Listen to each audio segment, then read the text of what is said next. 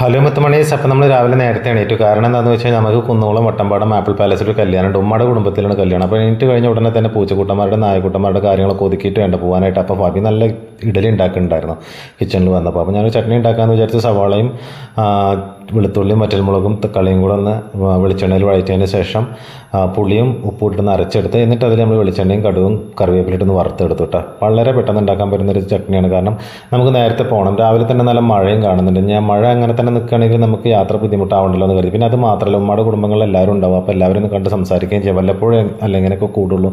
അപ്പോൾ എന്നേക്കാൾ മുമ്പ് ഫബി റെഡി ആയിട്ടിരിക്കുന്നുണ്ട് കേട്ടോ. അപ്പോൾ ഫബി ന്യൂസ് പേപ്പറൊക്കെ എടുത്തിട്ട് കയറാൻ നിൽക്കുകയാണ്. എല്ലാവരും ഞങ്ങളുടെ കൂടെ പോരുന്നുണ്ട് കേട്ടോ.